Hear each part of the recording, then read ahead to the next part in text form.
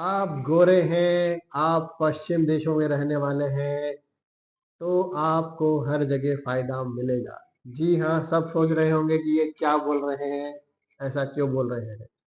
आज भी बहुत बदलाव है, आज भी बहुत इक्वलिटी में चेंज है पूरे विश्व में। इसकी बात करने के लिए सब सोचते हैं कि ये सही है, गलत है कि नहीं है। आप अपने देश से बाहर निकल के देखिए, बहुत बड़ा फर्क दिखेगा। नमस्कार, मैं नितिन दीक्षित स्वागत करता हूँ अपने नए वीडियो में। तो आज का मुद्दा हमारा है, क्या पूरे विश्व में आज भी इक्वलिटी है। इक्वलिटी मैं यहाँ पर किसी समाज को लेकर या किसी जाति को लेकर नहीं बोल रहा हूँ। यहाँ पर कोई रिलीजन्स की बात नहीं हो रही है, यहाँ पर बात हो रही है यूरोपियन होने में, आपके कलर गोरा होने पर और आपके डार्क होने पर। सो ये आज भी बहुत बड़ा डिफरेंस है यूरोपियन कंट्री, एशियन कंट्री और अफ्रीकन कंट्रीज के लिए। आप अगर कलर में गोरे हैं, आप अगर पश्चिमी देशों के रहने वाले हैं, यूरोपियन कंट्री से नाता रखते हैं, आपका पासपोर्ट वहाँ का है, तो आपका स्टेटस, आपकी सैलरी कंपनी में जो भी आपसे एशियन कंट्री वाला या अफ्रीकन कंट्री वाला है उससे डबल होगी। आप भले ही सेम काम करें, आपकी एजुकेशन सेम हो सकता है कि आपके नीचे भी काम करे लेकिन उसकी तनख्वाह ज्यादा होगी। ऐसा क्यों? तो ये एक बहुत बड़ा डिफरेंस जब आप देश के बाहर आएंगे तो आपको देखने को मिलेगा। कंपनियों ने, यानी हर कंपनी आप देखेंगे ना, कंपनी का क्राइटेरिया है कि अगर आप यूरोपियन हैं तो आपकी सैलरी स्टार्ट होगी 10,000 दिरहम से। सोच रहे हैं आप, 10,000 दिरहम से की स्टार्टिंग है। और हमारे इंडियन है, एशियन कंट्री वाले, फिलीपींस वाले हैं, चाइना वाले हैं, पाकिस्तान वाले हैं, अफ्रीकन है, इन लोगों की सैलरी स्टार्ट होगी 2,000 से। कहाँ 10,000, कहाँ 2,000।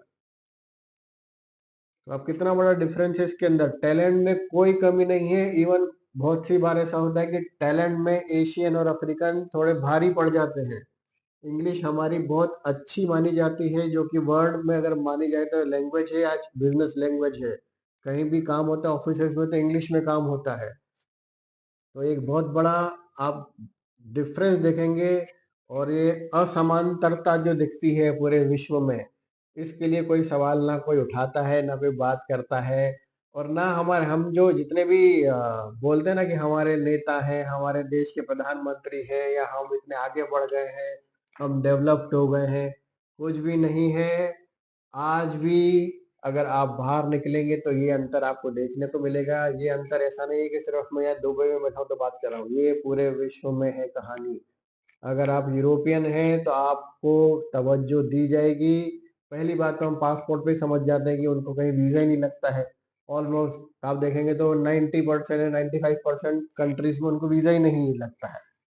यानी हम वीजा फ्री देश है वो हम लोग। या अगर आप बात करें हमारी एशियन कंट्री को, तो मोर देन 60% कंट्री में हमें वीजा लेना पड़ता है, या ऑन अराइवल पे मिलेगा। हमको पूरा देना पड़ेगा, हम क्यों आए हैं, क्या काम है, किससे मिलना है, कितने दिन रहेंगे, पूरी जानकारी आपको देनी पड़ती है। जबकि अगर कोई आदमी यूरोपियन कंट्री से आएगा तो उसको कुछ भी नहीं पूछा जाएगा, उसके लिए अलग से एंट्री है, आएगा, ठप्पा लगेगा उसके पासपोर्ट में, चला जाएगा।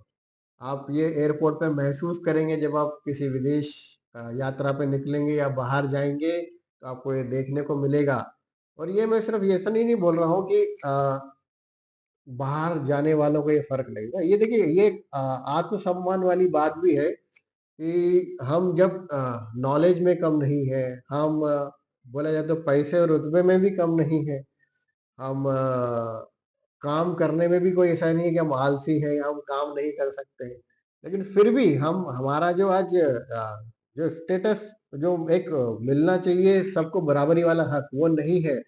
जब भी हम बाहर निकलते हैं इंटरनेशनल लेवल पे, अगर उसको काउंट करेंगे हम, तो यूरोपियन सबसे ऊपर दिखेंगे आपको। सैलरी में हो गया, बिजनेस में हो गया, उनको हर जगह प्रायोरिटी दी जाएगी।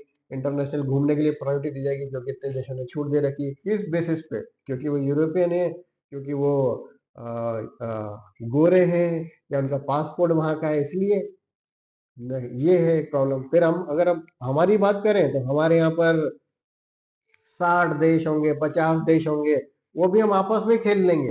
कि हाँ भाई एशियन एशियन है भाई, हाँ इंडिया वाला थाईलैंड चला जाएगा उसको फ्री मिलेगा, वो ऐसे ही आ सकता है ऑन अराइवल।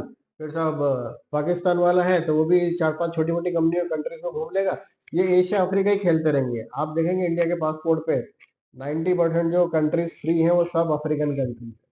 क्यों? क्योंकि वो गरीब कंट्री है। तो हम लोग एक वो कुनबा बन गया, एक गरीब वाला, एक उससे थोड़ा अमीर और एक सबसे अमीर। तो सबसे अमीर हो गया यूरोपियन, उससे कम आ गया एशियन, जहाँ पे चाइना जापान जैसी कंट्री आ जाती, ताइवान जैसी। फिर आ जाते हैं हमारे ये मिडिल ईस्ट एशियन, जहाँ पे हम लोग आ जाते हैं, इंडिया पाकिस्तान बांग्लादेश नेपाल। तो एक बहुत बड़ा अंतर इंटरनेशनल लेवल पे, जो कोई भी नेता बात नहीं करता, सब कि हमारा झंडा ऊंचा, हम इतने बड़े, हम वैसा। कुछ भी नहीं है मेरे भाई, बाहर निकल के देखो, अंतर पता चलेगा कि हमारी कंडीशन क्या है और उनकी कंडीशन क्या है। बाय डिफॉल्ट आपने कहीं जॉब अप्लाई करी है और आपके उसमें लिखा है कि आपका, ये एक और बात भी है कि ये कोई इंडियन है, कोई एशियन है, और वो विदेश में जाकर बस गया है, उसका पासपोर्ट चेंज हो गया है, तो भी उसको वो तवज्जो नहीं मिलेगा जो एक ब्रिटिश होल्डर को, यानी जो पैदाइशी गोरा है उसको मिलेगा। ये भी एक पॉइंट है, इसमें भी एक वेरिएशन आ जाता है कि हाँ आप, आपकी नेशनैलिटी यूरोपियन है, आप कहाँ से बिलोंग करते हैं, आप दिखते कैसे हैं, उसमें भी फर्क पड़ जाता है। तो सबसे पहली प्रायोरिटी किसको मिलेगी? गोरा है आदमी, यूरोपियन है आदमी, वहीं पे पैदा हुआ है। अब उसमें पढ़ाई लेवल बराबर होगा लेकिन तनख्वाह उसको ही ज्यादा मिलेगी, मैनेजमेंट की अपॉर्चुनिटी उसे भी ज्यादा मिलेगी। आप ये देख लीजिए जितनी बड़ी बड़ी कंपनियां हैं, हम भले ये बोलते हैं कि बहुत सारे इंडियन टॉप पर पहुंच, यानी सीईओज वगैरह हैं, तो उनमें से एक भी आपको ऐसा नहीं मिलेगा जो इंडियन पासपोर्ट होल्डर होगा। वो पासपोर्ट होल्डर होगा वहां का, जब तक वो वहां का नागरिक नहीं बनता तब तक उसको कंपनी में भी पोजीशन ऊपर नहीं मिलती है। तो ये पॉइंट चेक करने वाला है, जहां पर हम अपना झंडा ले लेके ऊंचा हो जाते हैं कि नहीं हमारा देश तो सब जगह तरक्की कर रहा है, सब आगे है। तो ये इनइक्वालिटी का इश्यू हमारे देश के जितने भी अग्रीम नेता है, या देश के प्रधानमंत्री हैं या विदेश मंत्री हैं, इनके लिए ये बहुत बड़ा सवाल है कि क्यों, क्या कारण है? क्या हमारा एजुकेशन सिस्टम अच्छा काम नहीं कर रहा है? क्या हमारी आइडेंटिटी में कोई प्रॉब्लम है कि हाँ भाई ये आदमी कल्प्रिट है या चोर है या इसका प्रॉब्लम है, इंडिया से आया है तो इसको शक की निगाह से देखा जाएगा, गलत काम करेगा हमारे देश में? क्यों है भाई? कहाँ पे हम कम है, कहाँ पे कमजोर पड़ रहे हैं? तो अगर कुछ भी है तो इसको डिस्कस करना चाहिए। हमारी इतनी गवर्नमेंट्स वगैरह चेंज हुई है लेकिन क्या हुआ? कुछ नहीं हो रहा है आज भी। आज मान लीजिए अगर हम स्टेबल गवर्नमेंट की बात करते हैं तो ये जो गवर्नमेंट आई है करीब 12 साल से, इस चीज के लिए किसी ने कोई वर्क करा ही नहीं है। ये इनइक्वालिटीज आज भी वहीं के वहीं है। आज भी आप देख लीजिए, जॉब्स को लेकर देख लीजिए, टॉप पोजीशन को देख लीजिए, मैनेजमेंट को देख लीजिए। इवन अभी बीच में इंडिया में जो कंपनी आई थी वीवो करके, वीवो ओप्पो, तो इसमें इन लोगों ने बाय डिफॉल्ट मैनेजर के ऊपर की पोजीशन अपने वालों को ही दे रखी थी, उसके नीचे जितने भी थे सब नॉन मैनेजर पोजीशन वाले, सब इंडियन भर रखे थे। जबकि अब आपको बता रहा हूँ, एक तथ्य बता रहा हूँ, जब मैं यूके में कंपनी खोलने गया, यानी यूनाइटेड स्टेट, ब्रिटेन की अपन बात करते हैं, वहां पर जब मैंने कंपनी के लिए अप्लाई करा, कंपनी खोलने के लिए, तो वहां का पहला क्राइटेरिया था कि शुरू के तीन एम्प्लॉय जो रहेंगे वो यूके के होना चाहिए। फिर उसके बाद जो 4 एम्प्लॉय होंगे वो यूरोप के होना चाहिए।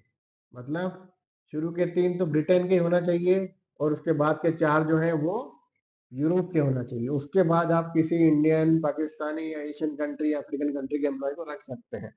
तो ये इनका पहला क्राइटेरिया था। और हमारे यहाँ क्या होता है कि हाँ बस एम्प्लॉय रखना है आपको, और उनकी, हाँ उनकी सैलरी भी वहीं के क्राइटेरिया पर रहेगी, और वहाँ का मिनिमम क्राइटेरिया उनके लिए जो सेट है, वो हमारे यहाँ का जो बंदा आएगा उसकी सबसे हायर सैलरी होगी। तो ये एक डिफरेंस तो यहाँ पर ही दिख जाएगा आपको कि कोई अगर अपने एशियन कंट्री, अफ्रीकन कंट्री से जॉब करने जाएगा यूके में तो उसको मिलेंगे 1000 पाउंड, और वहीं कोई गोरा काम कर रहा होगा तो उसका मिनिमम क्राइटेरिया चालू होगा 18,000, 1800 पाउंड से। तो जब डबल का ही आप मान के चलिए डिफरेंस है वहां पर। सो ये अब 7 एम्प्लॉय वहां के रखना जरूरी है, उसके बाद 8वां एम्प्लॉय।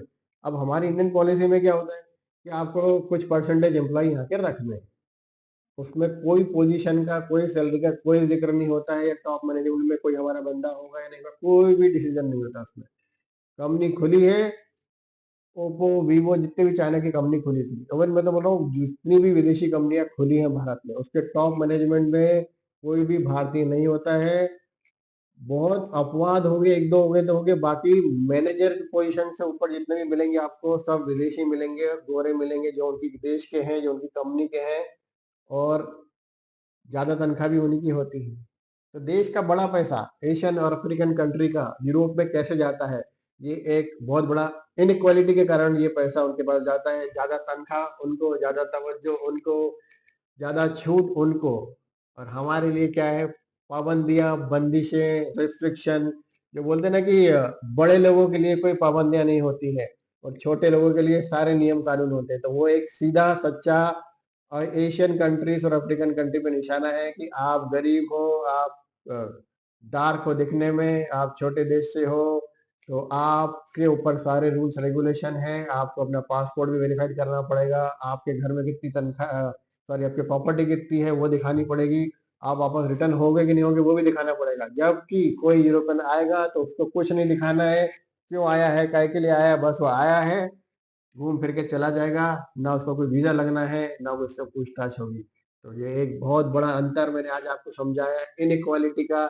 जब हम आज बात करते हैं कि सबको समान होना चाहिए, जब आप बाहर निकलेंगे और इंटरनेशनल लेवल पे देखेंगे तो हम लोग बहुत अलग नजर से देखे जाते हैं और अलग काउंट किए जाते हैं। हम लोग को समानता नहीं मिलती है। मैं अपने ऊपर नहीं बोल रहा हूँ, मैं सामने देख रहा हूँ ये चीजें होती हैं यहाँ पे। अगर कोई मेरे पास भी जॉब लेने आता है, तो अगर कोई यूरोपियन है तो उसकी मिनिमम सैलरी वो एक्सपेक्ट की वहां उसका क्राइटेरिया ही वही है, और कोई एशियन कंट्री तो उसका कोई क्राइटेरिया है ही नहीं। मिनिमम स्लैब पे आ जाएगा वो, यहाँ 2,000 से 3,000 पे काम करना चालू कर देगा। तो ये एक बहुत बड़ा सवाल हमारे रक्षा मंत्री, सॉरी रक्षा मंत्री नहीं, खैर उनके लिए भी हो सकता है, टॉप पोजीशन में तो सब लोग ही हैं।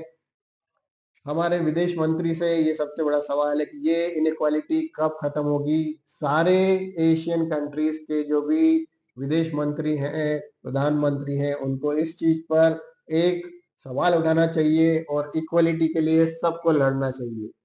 तो आज का वीडियो मैं यही समाप्त करता हूँ।